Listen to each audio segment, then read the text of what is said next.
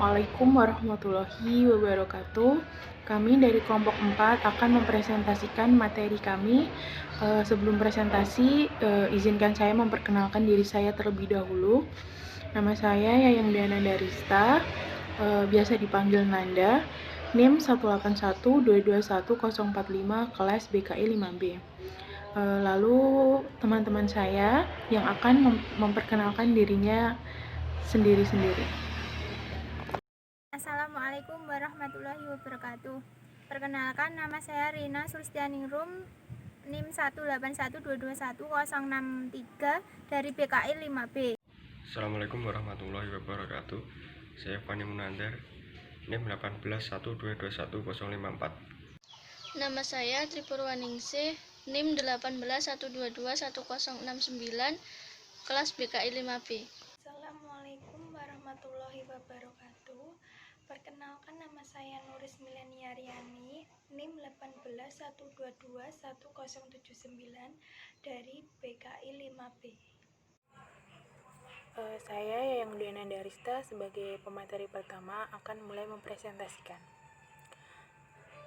Dalam bab ini, kami mengidentifikasi banyak masalah yang paling umum yang muncul dan memberikan contoh untuk menggambarkan beberapa keterampilan dan teknik penanganan situasi sebagai berikut.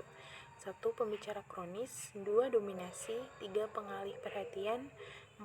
Anggota yang menyelamatkan, 5. Anggota negatif, 6. Anggota tahanan, 7. Anggota yang mencoba mendapatkan pemimpin, 8. Berurusan dengan keheningan, 9. Menangani perasaan seksual, 10. Berurusan dengan menangis, 11. Berurusan dengan anggota yang saling bermusuhan, 12. Meminta anggota untuk pergi, 13. Berurusan dengan anggota yang berprasangka buruk, berpikiran sempit atau tidak sensitif.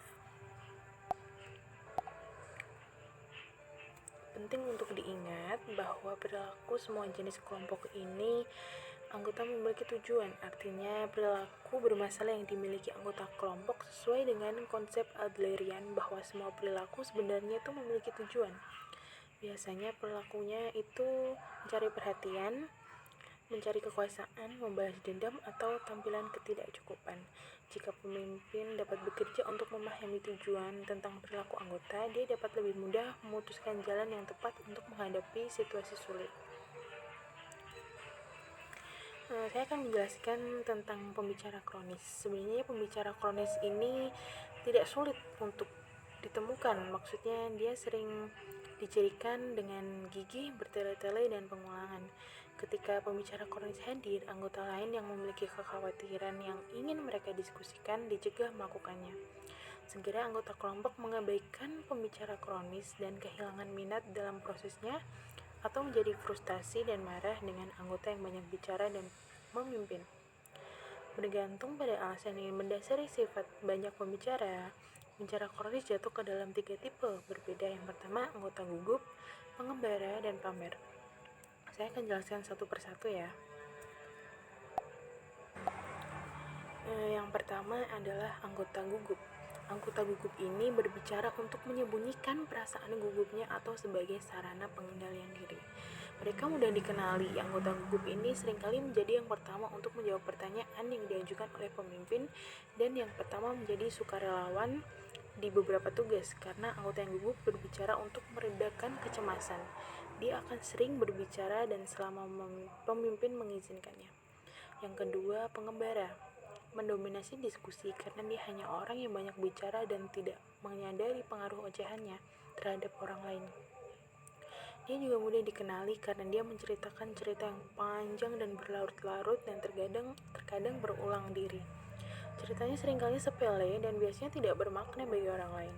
Yang ketiga, orang yang pamer adalah orang yang banyak bicara karena dia merasa tidak aman dan ingin mengesankan pemimpin kelompok, anggota lain, atau bahkan keduanya. Tampaknya pamer mencoba menunjukkan kepada orang lain apa yang dia ketahui. Dengan melakukan itu, dia menjawab semua pertanyaan, mengajukan pertanyaan yang tidak relevan dalam upaya menarik perhatian pemimpin, dan mungkin menawarkan saran yang tidak diminta kepada anggota grup lainnya. Itu anggota lain yang sering membenci ini. dan tumbuh menjadi tidak menyukai tipe anggota ini. Masalah dengan pamer adalah dia bisa menjadi cepat mengalihkan grup dari tujuan yang dimaksudkan. Akan dilanjutkan oleh pemateri kedua. Terima kasih. Saya Rina Sulistianingrum, bimbingan konseling Islam, NIM 181221063. Selanjutnya yaitu menangani anggota yang cerewet. Ada beberapa cara untuk menangani anggota yang banyak bicara. Misalnya mengenali anggota. Jadi kita harus mengenali anggota dulu ya. Pemimpin dapat membuat anggota membentuk pasangan, membuat yakin dia memasangkan dirinya dengan anggota yang banyak bicara. Di angka 2, pemimpin bisa mencoba untuk berbicara dengan anggota tentang banyak bicaranya. Kemudian, keuntungan dari strategi ini adalah bahwa anggota yang banyak bicara menerima pesan tentang sifatnya yang banyak bicara hanya dari satu orang, sehingga mengurangi rasa malu. Ada beberapa strategi yang melibatkan seluruh kelompok. Salah satunya adalah untuk tujukan ke grup dengan harapan anggota yang banyak bicara mendengar pesannya. Strategi lainnya melibatkan mencari umpan balik dari anggota. Kemudian contohnya yaitu awal kehidupan kelompok dan pemimpin ingin mengengkang pengembara itu berbicara tetapi pada saat yang sama tidak tampak kritis terhadap anggota. Oleh karena itu, pemimpin dengan memutuskan untuk menyampaikan pesan ke seluruh kelompok dengan melihat semua orang saat dia berbicara. Selanjutnya yaitu dominator. Dominator di sini adalah anggota yang mencoba untuk mengatur grup. Anggota ini berbeda dari pembicara kronis karena orang ini ingin mengatur segalanya dan masuk kontrol. Anggota semacam ini cukup umum dalam pengaturan perawatan perumahan dan dalam kelompok sekolah. Dalam pendidikan, diskusi, atau kelompok tugas, seorang dominator adalah sering hadir. Yang selanjutnya, pemimpin harus mencoba beberapa teknik berbeda yang disarankan untuk berurusan dengan pembicara kronis. Namun, pemimpin seringkali membutuhkannya bertemu dengan anggota semacam ini secara pribadi untuk mendiskusikan perilakunya dalam grup. Kadang-kadang, anggota semacam ini bisa digunakan sebagai pembantu atau diberi peran itu membuatnya merasa istimewa. Di lain waktu, perilakunya sedemikian rupa sehingga dia harus ditanyai untuk keluar dari grup karena dia tidak mau memberikan kendali kepada pemimpin. Yang selanjutnya yaitu pengganggu. Karakternya adalah anggota yang mencari perhatian atau menghindari melihat pada dirinya sendiri. Untuk mencapai hal ini, dia mencoba melepaskan tugas kelompok dengan mengungkit subjek yang tidak terkait atau mengajukan pertanyaan yang tidak relevan. Kemudian beberapa gangguan membuat keributan atau bergerak sebagai cara untuk mengalihkan perhatian anggota. Orang ini sering ditemukan di sekolah atau kelompok perumahan dan dalam kelompok yang tidak sukarela.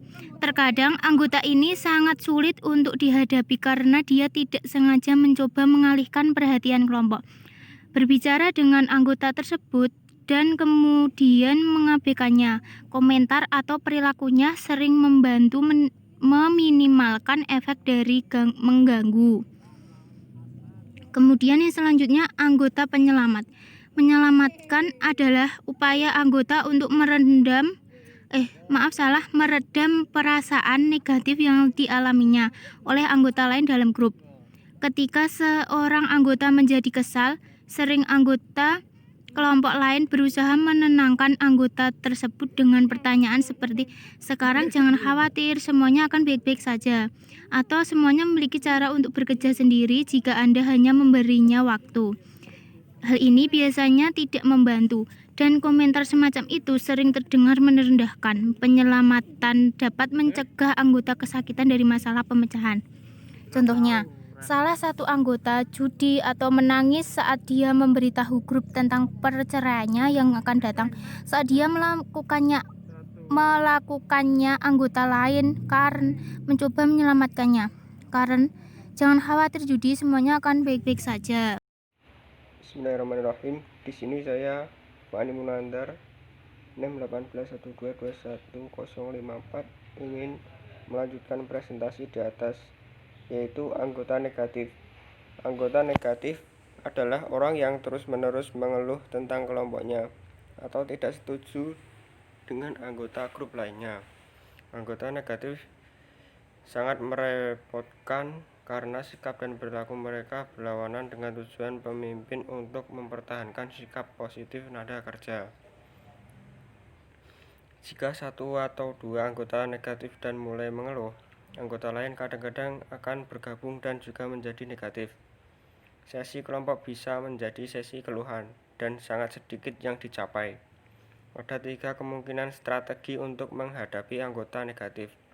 Yang pertama, bicaralah dengan orang di luar kelompok dan coba tentukan alasannya sangat negatif. Pemimpin bahkan bisa meminta kerja sama anggotanya dalam membuat kelompok menjadi produktif. Terkadang anggota seperti itu sederhana, ingin pemimpin dapat menawarkan peran positif ke negatif anggota. Yang kedua, identifikasi sekutu anggota kelompok yang positif dalam kelompok dan langsung pertanyaan dan komentar untuk mereka. Membuat anggota ini berbicara lebih banyak anggota negatif dapat membantu membentuk nada yang lebih positif grup. Sangat mengajukan pertanyaan kepada kelompok, hindari kontak mata dengan yang negatif orang sehingga Anda tidak menariknya keluar. Pemimpin biasanya harus menghindari menghadapi anggota negatif di depan anggota kelompok lainnya. Konfrontasi ini bisa berubah menjadi pertengkaran antara pemimpin dan anggota negatif yang tidak akan produktif untuk anggota kelompok lainnya. Jika pemimpin menemukan dirinya dalam segala jenis argumentatif situasi, dia harus mengalihkan fokus ke orang atau topik lain dan kemudian berbicara anggota negatif di akhir grup. Beberapa anggota ada yang menolak karena dipaksa masuk kelompok. Terkadang para anggota ini akan mengatasi perlawanan mereka jika mereka diberi kesempatan untuk mengungkapkan kemarahan mereka. 4 contoh anggota yang resisten adalah: yang pertama, anggota yang pada pertemuan pertama mengatakan tidak tahu mengapa dia harus hadir di pertemuan itu dan tidak melihat bagaimana kelompok itu bisa bermanfaat. Yang kedua, anggota yang datang dan duduk dengan tangan disilangkan dan tidak berkontribusi kecuali dipaksa dan kemudian mengatakan sesedikit mungkin. Yang ketiga, anggota yang selalu berusaha memfokuskan kelompok pada topik yang tidak relevan ke grup seperti film olahraga atau mode terkini. Yang keempat, anggota yang tidak melawan kelompok tetapi menolak perubahan sesuatu tentang dirinya. Contoh, Angela telah membahas tentang menjadi seorang ibu dan memiliki karir. Dia telah menyatakan bahwa dia ingin melanjutkan karir tetapi tidak tahu harus berbuat apa dengan anak-anak di siang hari. Berurusan dengan keheningan. Ada keheningan produktif dan non-produktif dalam sebuah kelompok. Produktif keheningan terjadi ketika anggota secara internal memproses sesuatu yang dikatakan atau dilakukan dalam kelompok. Keheningan yang tidak produktif terjadi ketika anggota diam karena mereka bingung mau ngomong apa, takut ngomong, atau bosan. Berurusan dengan perasaan seksual. Terkadang anggota grup tertarik secara seksual kepada orang lain, terutama di terapi, pertumbuhan, dan kelompok pendukung di mana anggotanya berbagi pada tingkat pribadi. Dinamika kelompok tertentu mungkin muncul saat ini terjadi. Anggota mungkin mencoba untuk mengesankan satu sama lain. Berurusan dengan menangis. Anggota dapat menangis kapan saja selama grup. Mereka mungkin menangis saat mereka ataupun orang berbicara tentang topik seperti harga diri rendah, pelecehan, kematian, atau orang yang dicintai, perceraian mereka sendiri atau orang tua mereka, kehilangan pekerjaan, sakit, atau berpindah dari satu tempat ke tempat lain. Air mata mungkin berkisar dari kelembapan di mata. hingga isakan tak terkendali dan mungkin menunjukkan berbagai emosi dari kesedihan menjadi ketakutan, kemarahan, depresi, kehampaan, kebingungan, kecemasan, dan bahkan kebahagiaan. Contoh, kelompok ini terdiri dari pasien kanker. Salah satu anggota, Wanda, sedang berdiskusi kesehatannya yang gagal, berurusan dengan anggota yang saling bermusuhan. Dalam grup apapun, ada kemungkinan anggota tidak menyukai dengan anggota lainnya. Ketidaksukaan ini dapat memanifestasikan dirinya dalam argumen, ketidaksepakatan, dan keheningan antar anggota. Contoh, dua anggota kelompok di pusat perawatan residensial untuk remaja berada di perebutan kekuasaan atas masalah kontrol di tengah pemimpin memiliki pilihan mengalihkan salah satu anggota ke dalam kelompok terapi lain, tetapi memutuskan untuk mencoba membantu mereka menangani masalah mereka. Perkenalkan, saya Nuris Mileniariani, NIM 181221079. Di sini saya akan melanjutkan materi selanjutnya, yaitu meminta anggota untuk keluar. Meskipun meminta seorang anggota untuk keluar dari grup bukanlah hal yang biasa, itu adalah pilihan yang perlu dipahami dan diterapkan oleh para pemimpin. Ada beberapa alasan seorang pemimpin akan meminta anggota untuk pergi, seperti menjadi sangat negatif, bermusuhan, atau resisten. Seorang pemimpin juga dapat meminta anggota untuk meninggalkan grup karena kebutuhannya mungkin sangat bertentangan dengan tujuan kelompok yang dia tidak akan menerima keuntungan darinya. Selanjutnya, berurusan dengan prasangka, pikiran sempit, atau anggota yang tidak peka. Kadang-kadang, seorang pemimpin harus berurusan dengan anggota yang sangat sempit atau pandangan berprasangka tentang dunia, orang yang mencoba bertindak sebagai moralis atau pengkhotbah. Ini adalah situasi yang sulit, karena salah satu tujuan kebanyakan kelompok adalah untuk mendengar yang berbeda sudut pandang dan belajar toleran terhadap orang lain. Mungkin itu saja yang dapat saya sampaikan dan kelompok saya sampaikan. Kurang lebihnya mohon maaf. Wassalamualaikum warahmatullahi wabarakatuh.